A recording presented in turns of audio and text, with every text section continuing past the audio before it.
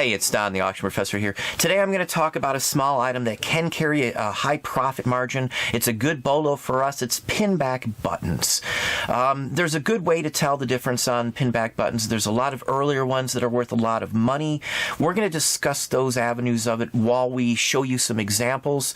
Buttons alone, pinback buttons, can sell for hundreds of dollars, even in the $1,000 range. They're small, they're easy to mail, they do show up fairly often, and most people don't pay much attention to them. That's why I make so much money on them. But we're going to go over the screen and we're going to show you some right now. Okay, we've got pinback buttons today. Now, pinback buttons, they show up fairly often. One of the big things to consider is the age on it. A good way to tell the age is by looking at how far past the back of the button the pin sticks out, for the most part. Now, this one's a different story. This is probably the most expensive one I've ever seen on eBay. 2,200 and some odd bucks. It's just a phenomenal one. I tried to find this one in a book, and I cannot find it. It's William Jennings Bryan. Look him up if you're not familiar with who he is. It's very, very scarce. Typical paperback as you would find in most any of these. This is a legit piece. This is like the bomb. There's some that go for more than this, but this is usually about the max I will ever see one on eBay, and this one outranks all the other ones by, a good almost $1,000. So this is what you're looking for. This is better than most because the pin itself isn't sticking out past the back. So it was at least safer back when it wasn't necessary. Somebody could have switched out that. That's possible too, but I don't think so. Now here's another political one. The majority of what sells the most are these political ones, some sports ones, some TV related, some radio related. At over $1,000, at the price this one is, it's close to $2,000 again. These are the top end of it. This is a partial eclipse. It's kind of making fun. It's a derogatory mark towards his opponent. It's more forceful than you would see in most political campaign buttons. So that's why that one goes for so much. It's very scarce. This one you can find in a book too, the guides. There's a ton of guides just on this type of button.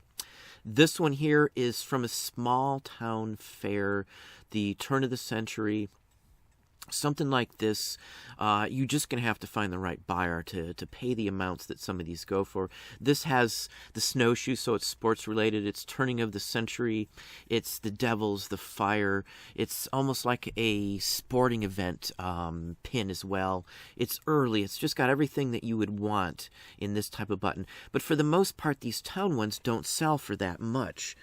This one's over $1,000. You just happen to have the right people on at the right time. So don't expect every small town one to go. Most of the time I get $10, $20, $30, $40 for a decent small town or even a big town one. This is St. Paul. It's not a huge town in 1900 for, comparison to today's standards. This would have been a small pressing as well too, so they're limited. That has a lot to do with it too. How many were pressed? The history involved with it, the style, the material. And again, right here, another one of the paper labels. Some of the other labels or some of the other backs you'll see are full metal all the way across the back and tin like a shirt button as well. Let's move on here. Now, these are heavy metal ones.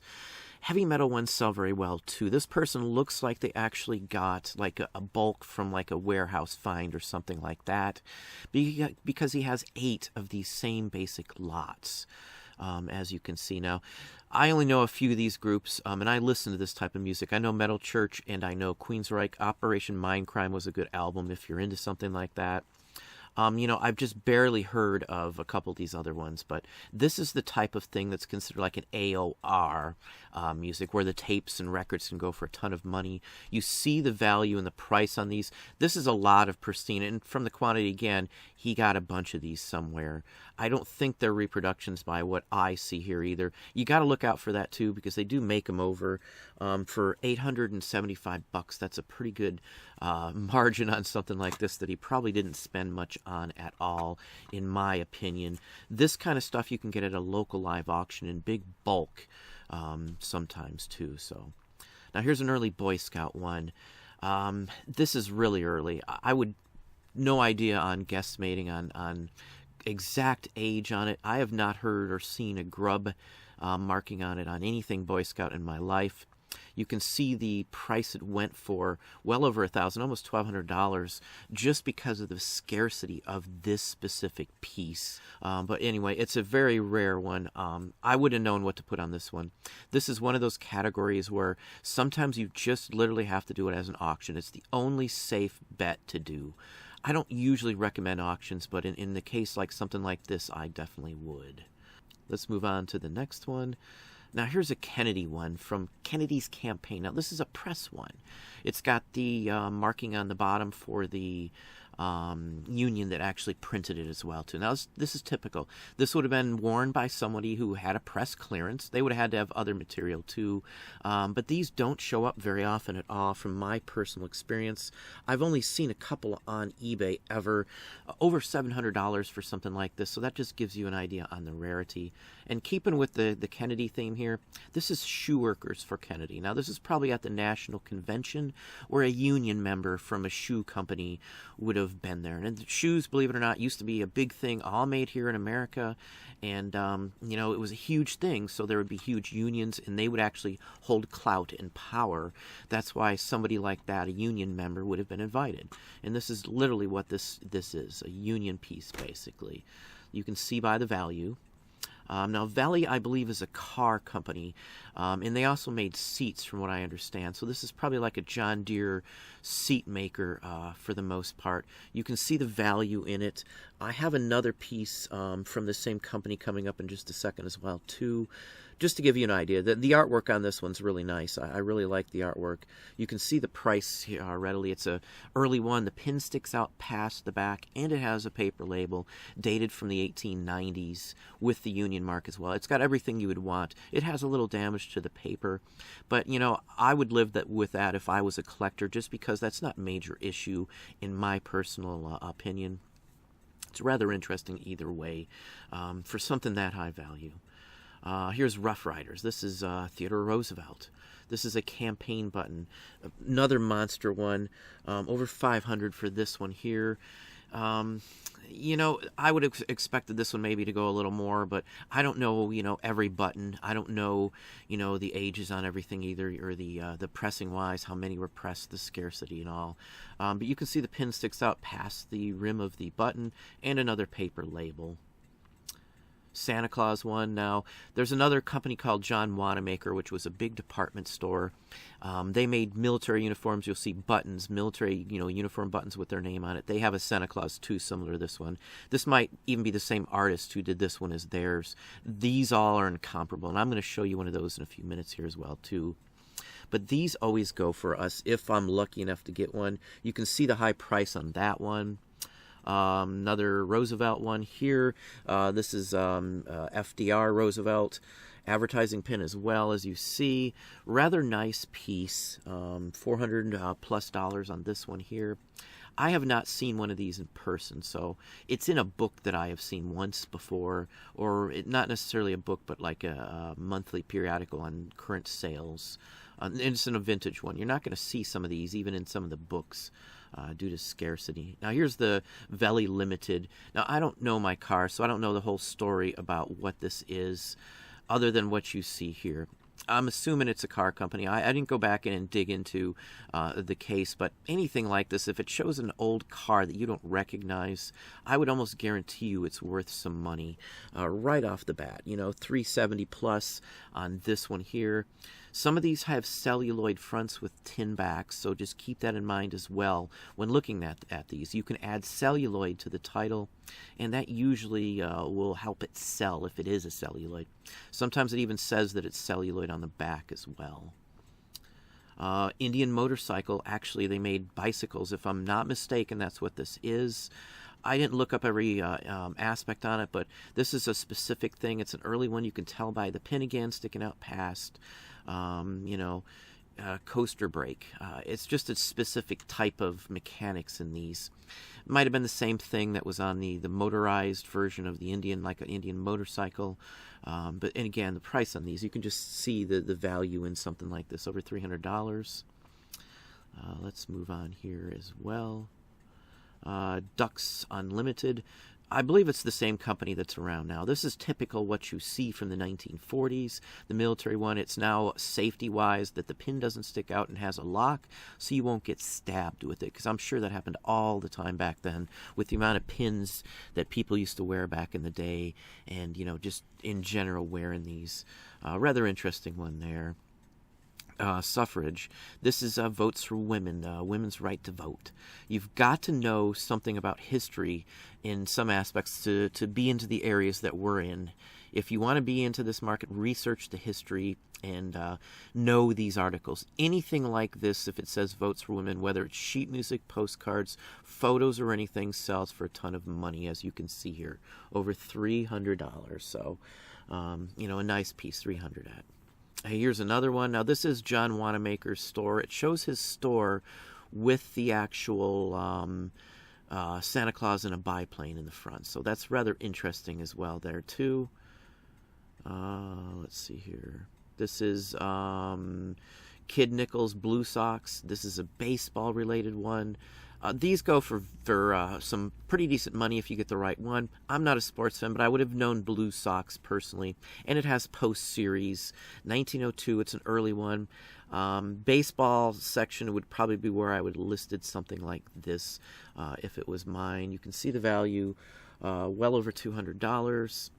Let's move on to the next one here. Again, most any of these have some value to it. Now, this is a newer one. It's lenticular. It has the mouth that moves back and forth. And this is actually a Green Duck company. It's printed on the edge, the brim of the actual pin. You can't really see it from here.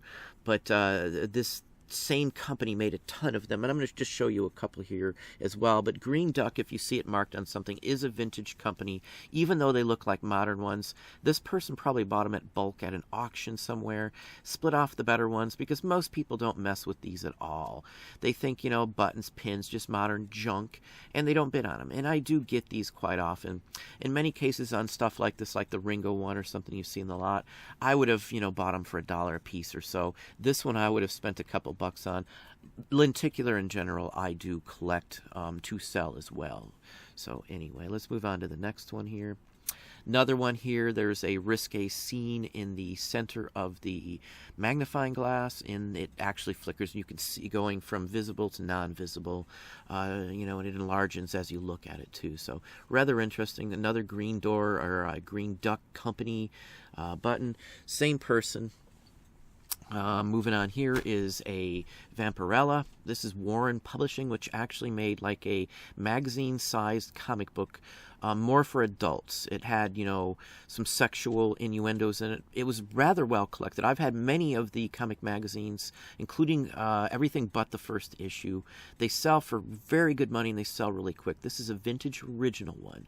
You would have had to have gotten this out of the back of a comic book or something back then just to find one of these. So you can see the high value on something like this, just over $200 on it.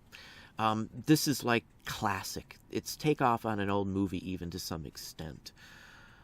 Mickey Mouse Club. This is an early one. It has that date on it. You'll see a hash date, 1928 to 1930. It's got a good marking on the back with the paper label. Some of these will have metal backings that look just like the paper label part, but be embossed or embedded in with the company name. This one looks like it's been stuck into something. That pin you see on the back could have been cleaned up a little bit. For the most part, most people leave them. I would have probably left it too, depending. I don't know, maybe I would have cleaned up the pin just a hair. You will see that, though. So, and you can see the value on these, what they sell for. It's over $200 for something like this. Classical, typical, early Mickey. Most people might think they're $5-10. I've seen people list this exact same button with a buy it now for like $10. So, got to be careful on that. Sioux City Stockyards. Now you could take a tour of the place. You'll see many from the stockyards up as well too. Over $200 for something like this is standard. The imagery is good. It's early. It's Native American. It's Western. It's got everything you would want in a button. Nice early back. The pin isn't a safety pin, so you could have got stuck with it. It would have fallen off anyway.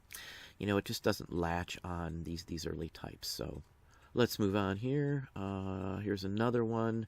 Now, for the most part, these University of Minnesota pins don't sell for a ton of money. Now, this one here is newer, so there's still tons of people that would be collecting these who went there, who would have, you've got 4 years of students, maybe 5,000 a year. There's 20, 30, 40, 50, 60,000 people who went there. And then there's collectors that, are going there now or went there in the past who collect this stuff. So it's a wide area that this would be collected in.